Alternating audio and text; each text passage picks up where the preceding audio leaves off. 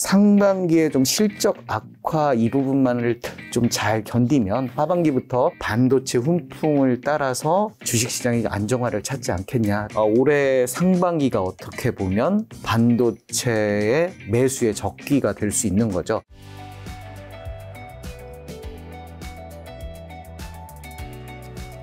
네. 자, 저희는 그럼 이제 현재 한국 증시 한번 좀 점검해 주시면서 앞으로 이제 또 주식시장 전망 좀 어떻게 보시는지 올해. 네, 어제 그 뉴스를 보니까 그러니까 작년 실적이죠. 작년 실적 기준으로 우리나라 전체 시장의 PER이 한 13배 정도다. 뭐 이런 이야기가 나오고 있더라고요.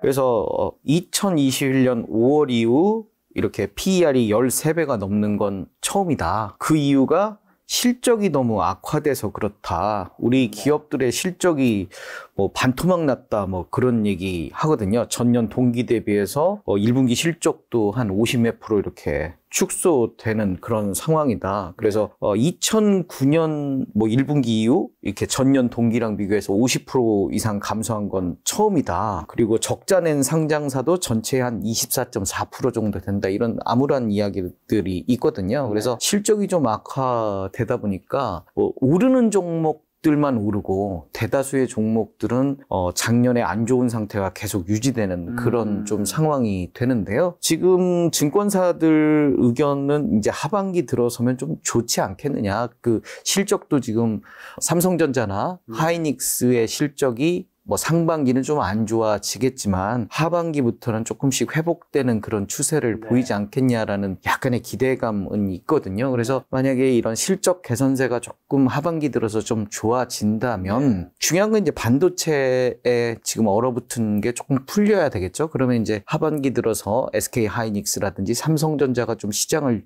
주도하면 좀 훈풍이 불지 않겠느냐라는 생각이 들고요. 상반기를 이끌었던 자동차들은 환율에 좀 수혜를 많이 받았잖아요. 그렇죠. 지금 한 1,300원대가 넘어가는 환율인데요. 하반기 들어서면서 더 환율이 조금씩 좀 내려가는 그런 추세, 1,200원대 후반까지 내려갈 수 있는 그런 좀 예상들을 많이 하시더라고요. 그렇다라고 하면 자동차의 어떤 실적은 상반기보다는 조금 낮아질 수 있을 것 같고요. 반면에 이제 반도체는 지금 재고가 많이 감소하는 이런 추세가 이어지고 있는데요. 재고가 이제 감소되게 되면 그다음에 이제 반도체의 수요가 늘어나는 그런 사이클로 가기 때문에 하반기에는 반도체가 좀 이끄는 그런 장세가 전체적인 좀 훈풍을 일으켰으면 그리고 좀 그런 어떤 반도체발 좀 증시 상승을 좀 기대도 해봅니다. 그리고 여기서 이제 미국 시장의 어떤 인플레이션 그리고 금리 이런 부분들도 좀 고민을 해봐야 되는 부분인데요. 일단은 4월 달 그 CPI라고 하잖아요. 미국의 소비자 물가 지수가 4.9%, 2년 만에 5% 밑으로 처음 내려왔어요. 그런데 미국의 금리가 지금 5.25%, 기준금리가 5.25%인데 미국 연준의 정책 자체가 그 CPI 수준에 맞춰서 급격하게 올렸던 것 같아요. 그러니까 6% 이상의 어떤 CPI에 맞춰서 기준금리를 막 자이언트 스텝을 하고요. 이렇게 폭발적으로 올려왔는데 지금은 이제 CPI보다 기준금리가 높아지는 상황이 됐기 때문에 연준에서 공격적으로 앞으로 금리를 하반기 들어서 올리기는 쉽지는 않겠다. 이제 금리의 어떤 정점이 되지 않았겠느냐라는 생각이 들고요. 1년 후의 기대 CPI가 한 4.4% 정도 되더라고요. 그러면 한 1년 정도는 이 기준금리 수준에서 조금 내려간다든지 이 기준금리를 좀 유지할 것 같고요. 3년 후 CPI가 한 2.9% 정도 되거든요. 그러면 연준에서 원하는 그 인플레이션 수준이 2%대니까 한 3년 후 2.9%라고 하면 내년 하반기 정도부터는 금리를 조금씩 내려갈 그런 요인들이 좀 생기겠다. 그렇다라고 하면 지금 금리 인상발 어떤 증시의 이렇게 옥죄임 이런 것들이 좀 완화되고 그런 부분들이 좀 좋아지지 않겠느냐라는 좀 기대감도 있고요. 또 다른 하나는 중국의 어떤 경기 둔화 이런 부분들도 조금씩은 좀 완화됐으면 하는 좀 예상들인데 지금 상당히 좀 더뎌요. 그래서 우리 그 PMI라고 하잖아요. 어떤 그 PMI 지수가 50을 넘어야만 경기가 좀 활성화된다고 하는데 그게 지금 50 밑으로 지금 내려와 있거든요. 미국도 그렇고 중국도 그렇고요. 그래서 이런 어떤 금리가 조금씩 내년 하반기 이후로 이렇게 금리 기조가 좀 내려간다고 하면 이런 경기도나 이런 부분들도 좀 좋아지지 않을까. 그러니까 금리가 이렇게 올라가면서 약간 소비도 위축되고요. 뭐 이런 부분들이 좀 있었는데 이런 부분들도 좀 개선되지 않을까라는 좀 생각이 듭니다. 단기적으로는 지금 미국 시장이 좀 불확실성이 있잖아요. 첫 번째로는 부채 협상이 아직 좀 진행 중인 거고, 그 다음에 잠재적인 은행 부실들, 그러니까 상업 건물들에 대한 어떤 공실률 이런 게 좀 많이 지금 19% 1분기 기준으로 한 19%까지 공실률이 올라갔더라고요. 그래서 그런 부분들, 그러니까 미국 상업용 부동산 대출의 한 70% 가까이가 중소형 은행이 도맡고 있는데요. 사무실 공실률도 지금 올라가고 또 금리도 높아지다 보니까 부동산이 지금 좀 위태위태한, 부동산 가격도 좀 내려가고요. 그러다 보니까 대출해준 은행까지 좀 위험해지고 있는, 여기서 이제 금리가 더 올라가 버리면 이제 부동산이 무너질 수 있는데, 다행히 이제 금리가 어느 정도 좀 잡힐 것 같다.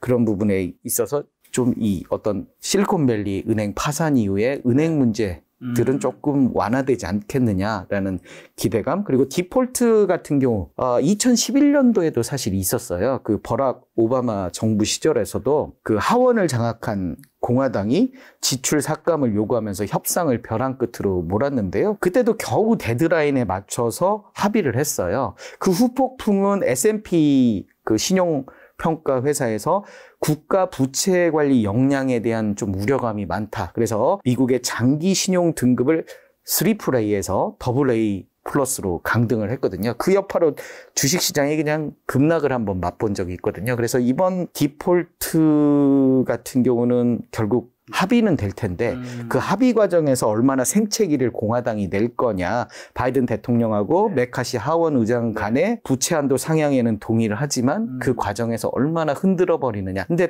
우리가 중간 선거가 있기 때문에 공화당 입장에서는 바이든에게 충분한 생채기를 내줘야 되는 그런 상황이거든요. 그래서 그런 부분들이 2011년의 어떤 기억들, 이런 것들을 가져오는 그런 신용등급의 흔들림, 이런 게 혹시 올까봐 그런 우려감은 있지만, 디폴트라든지 그리고 어떤 상업부동산의 부실, 이런 부분들은 잠재적인 블랙스완이긴 합니다만은 좀 슬기롭게 넘어가지 않을까. 그래서 우리가 지금 상반기에 좀 실적 악화 이 부분만을 좀 잘 견디면 하반기부터 반도체 훈풍을 따라서 주식시장이 안정화를 찾지 않겠냐라는 기대감이 좀 있습니다. 하반기를 어쨌든 지금보다는 더 좋게 보신다라는 얘기 같네요.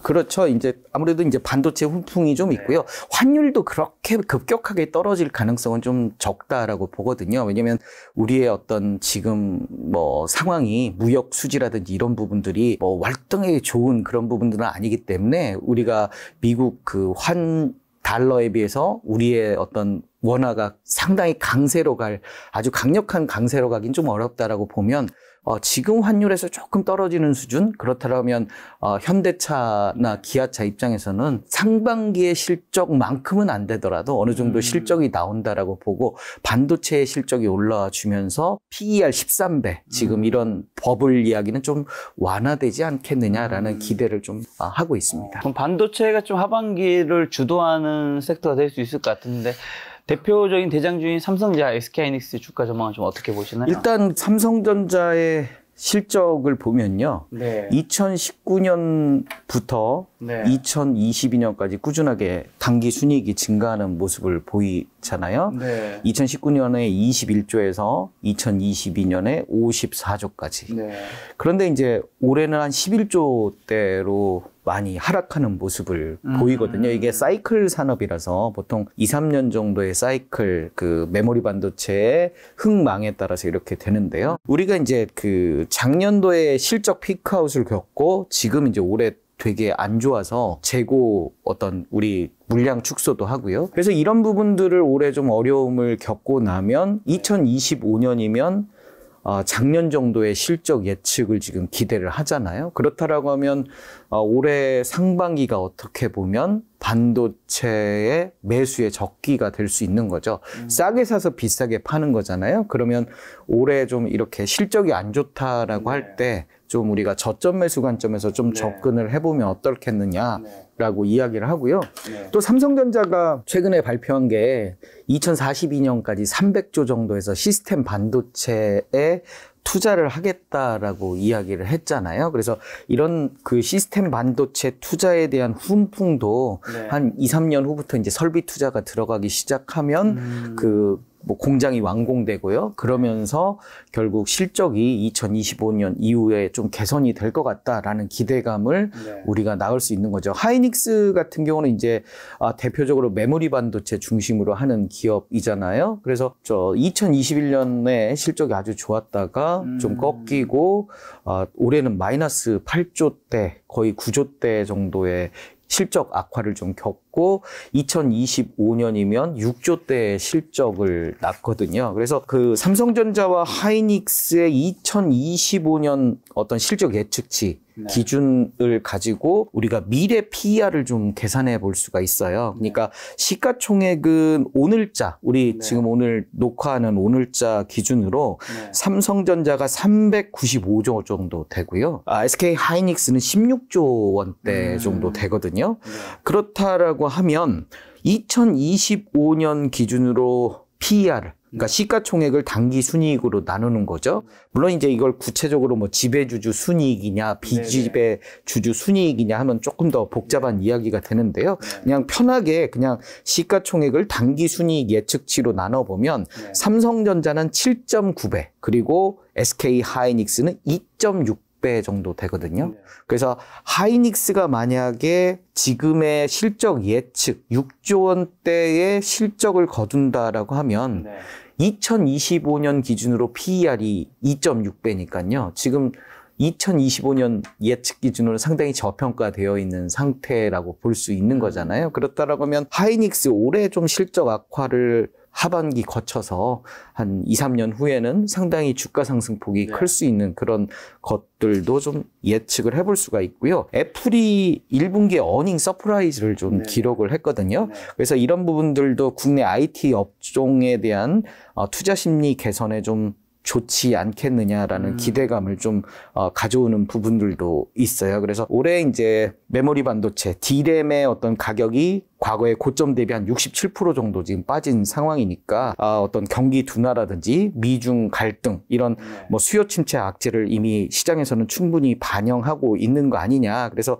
2분기의 어떤 그 하락 뭐 4분기까지 하락, 그 가격 하락 예상치가 거의 이제 좀 바닥에 근접한 거 아니냐라는 시장 전문가들의 얘기가 있거든요. 그래서 이런 바닥을 좀 잘 견디면 앞으로 좀 좋아지지 않겠느냐. 그래서 최근 들어서 외국인들도 상당히 반도체를 집중적으로 매수를 하고 있는 추세거든요. 그래서 이런 시그널들을 좀 봐줬으면 좋을 것 같고요. 저는 삼성전자의 어떤 설비 투자 이런 부분들이 결국 소재 부품 장비 기업들의 낙수 효과를 좀 기대할 수 있지 않겠느냐라는 부분들, 특히 삼성전자의 시스템 반도체 투자 그 부분이 결국 반도체 관련해서 소재 부품 장비 그리고 시스템 반도체라는 그런 반도체 관련 기업들이 장기적으로 보면 한 3년 후부터 어떤 삼성전자의 그 설비 투자가 그 용인 클러스터에 시스템 반도체에 집중적으로 이렇게 시작이 되면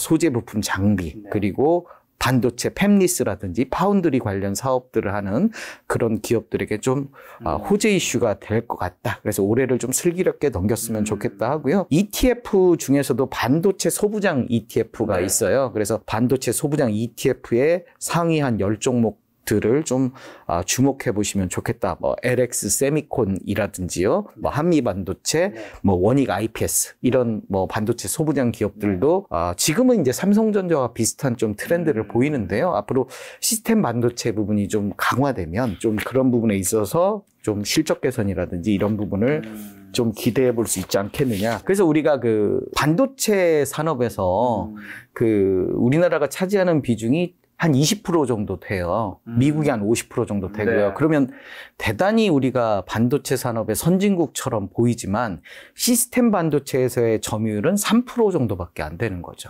그래서 반도체 시장을 100이라고 놓고 봤을 때 메모리가 20에서 30이고요. 그 우리 시스템, 비메모리 반도체가 70에서 80이거든요. 그렇기 때문에 더 큰 파이가 있는 시장에서의 비중은 한 3%밖에 안 되기 때문에 우리가 이 시장을 삼성전자 입장에서는 키울 수밖에 없는데요. 2019년 2분기 기준으로 TSMC의 비중이 50.5%, 파운드리 시장에서의 비중이 한 50.5%였거든요. 근데 작년 말 기준으로 58.5%까지 8% 정도 더 TSMC의 비중이 늘었네요. 커졌어요. 근데 삼성전자는 18.5%에서 15.8%로 떨어졌거든요. 네. 그래서 삼성전자 입장에서도 이 시스템 반도체, 비메모리 반도체에 대한 시장 점유율 악화, 이 부분을 지금 극복해야 되는 게 하나의 반도체 산업에서의 화두가 됐고요. 메모리 시장은 이게 조금만 경기 부침이 있거나 아니면 시장 파이가 커져버리면 이 재고가 늘어나는 이런 악순환이 되기 때문에 결국 삼성 입장에선 300조를 들여서 2042년까지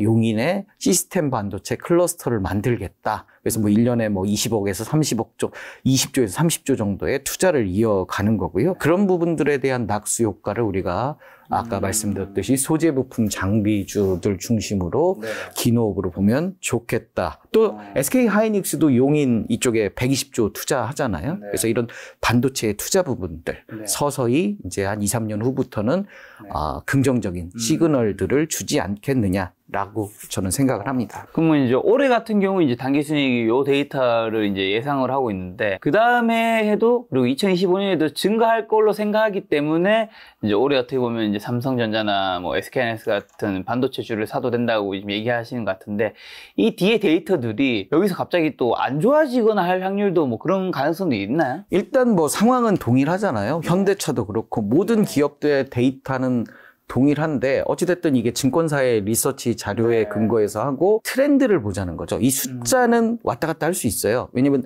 우리가 6월이 지나면 7월에 또 2분기 실적 발표를 하는데 실적이 만약에 생각만큼 더 안 나오면 지금 2분기가 1분기보다 삼성전자 실적이 더 안 좋아질 거라고 예측들을 하거든요. 만약에 그 시장 예측보다 더 나빠진다고 하면 이 숫자들은 또 조정을 보이겠죠. 근데 우리가 중요한 건 트렌드 자체. 그러니까 숫자에 대해서 뭐 90%, 80% 보수적으로 보더라도 이 트렌드 자체는 이렇게 간다는 거죠.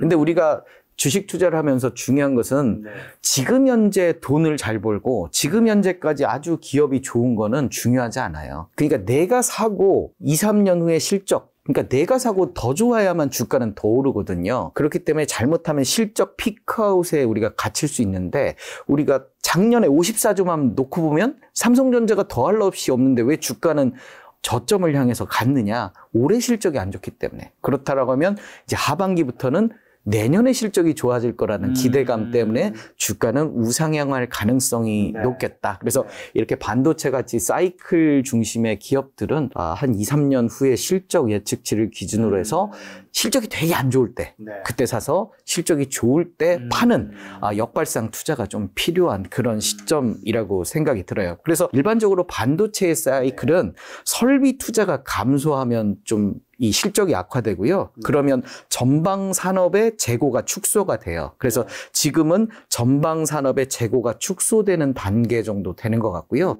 이 단계가 지나가면 이제 회복 사이클로 접어들어요. 그래서 반도체의 수요가 증가하는. 그래서 우리가 한 1년 정도의 어둠을 기다리면 밝은 빛이 오는 그런 어떤 상황이 올 것이다. 라고.